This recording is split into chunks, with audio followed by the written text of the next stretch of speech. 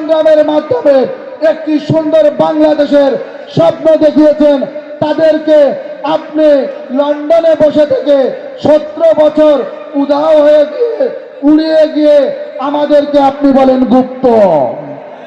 সুতরাং এই গুপ্তদের সুপ্ত চেহারা আগামী 12 ফেব্রুয়ারি আমরা ব্যালট বিপ্লবের মাধ্যমে দাঁড়িপাল্লায় ভোট দেওয়ার মাধ্যমে এবং হ্যাঁ ভোটের রায় দেওয়ার মাধ্যমে একটি ঐতিহাসিক বিজয় ছিনিয়ে নিয়ে আসার পাশাপাশি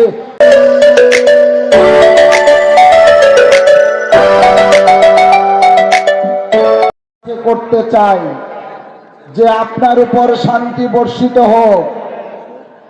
আজ এই নির্বাচনী জনসভায় বাংলাদেশ জামাত ইসলামী 11 দলীয় ঐক্য জোট 11 দলীয় নির্বাচনী জোট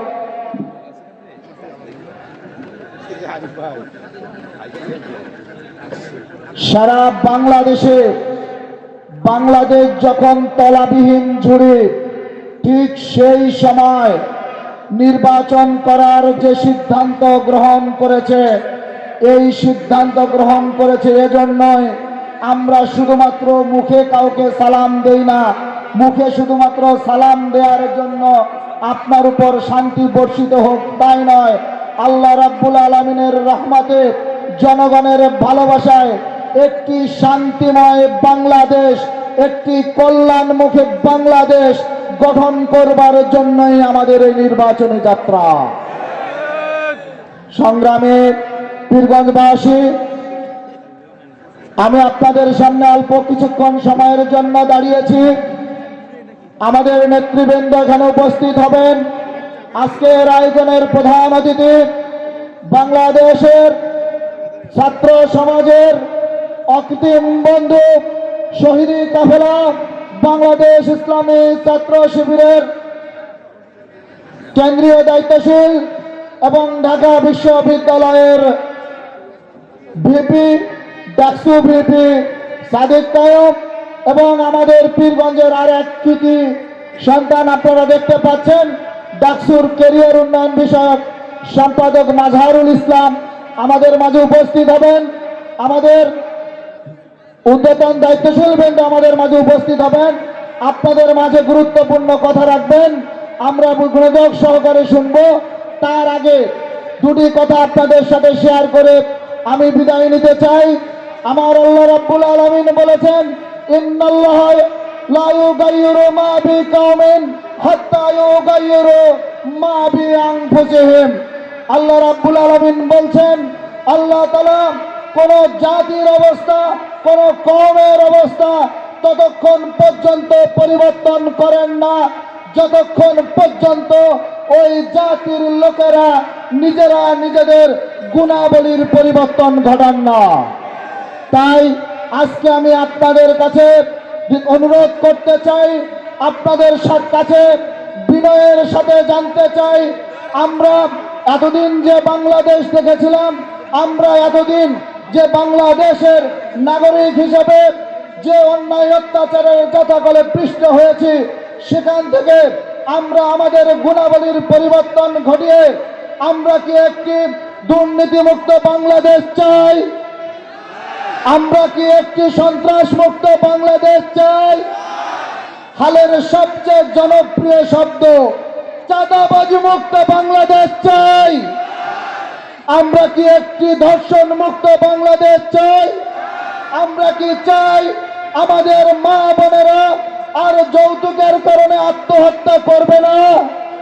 আমরা কি চাই আমাদের দরিদ্র বাবা তার মেয়েকে বিয়ে দিতে না পারার যাতনায় আর আত্মহত্যার পথ বেছে নিবে না?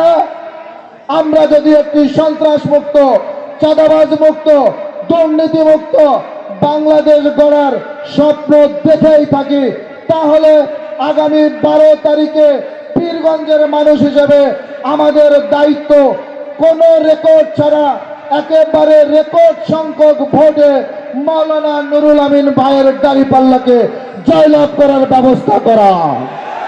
আমি কথা শেষ করতে চাই, শুধুমাত্র এই ব্যবস্থা করলেই হবে না, কারণ দাঁড়িপাল্লা 11 দলীয় নির্বাচনী জোটের জয়ের সুবাতাস যখন ভোট সহ্য করছে, চারিদিকে যখন সুবাতাস বইছে, তখন ষড়যন্ত্রকারীরা ষড়যন্ত্রে লিপ্ত হয়েছে। আমাদেরকে বলা হচ্ছে আমরা নাকি গত 17 বছর গুপ্ত ছিলাম।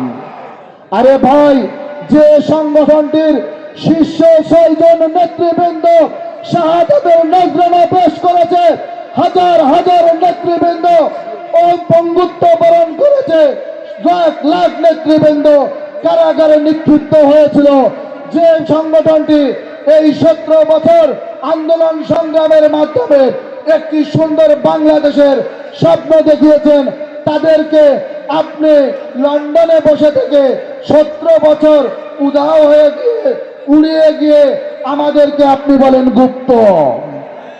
সুতরাং এই গুপ্তদের সুপ্ত চেহারা আগামী 12 ফেব্রুয়ারি আমরা ব্যালট বিপ্লবের মাধ্যমে, দাঁড়িপাল্লায় ভোট দেওয়ার মাধ্যমে এবং হ্যাঁ ভোটের রায় দেওয়ার মাধ্যমে একটি ঐতিহাসিক বিজয় ছিনিয়ে নিয়ে আসার পাশাপাশি আপনাদের কাছে একটি দাবি রেখে আমি এখান থেকে বিদায় নিতে চাই। দাঁড়িপাল্লা জয়লাভ করবে ইনশাআল্লাহ, দাঁড়িপাল্লা বিপুল ভোট পাবে ইনশাআল্লাহ। 12 তারিখ সকাল 7টায় আমরা ভোট দিতে যাব ইনশাআল্লাহ। কিন্তু আপনারা আমাকে কথা দিন, আমরা ভোট দিয়ে বাড়ি ফিরে আসবো না, সন্ধ্যা পর্যন্ত ভোট কেন্দ্র পাহারা দিয়ে আমাদের দেওয়া রায়, আমাদের দেওয়া ফলাফল আমাদের পক্ষে নিয়ে কাউকে চিন্তাই করতে না দিয়ে আমরা কোরআনের পক্ষে দেওয়া রায়, দাঁড়িপাল্লার পক্ষে দেওয়া রায় কেন্দ্র পাহারা দিয়ে আমাদের করেই ঘরে ফিরবো ইনশাআল্লাহ। কে কে রাজি আছেন হাত তুলে দেখান। আমরা ঘরে ফিরবো রায় নিয়ে। আল্লাহ তাআলা আপনাদের হাতগুলোকে কবুল করুক। আল্লাহ হাফেজ। আসসালামু আলাইকুম ওয়া রাহমাতুল্লাহি তাআলা ওয়া বারাকাতুহু।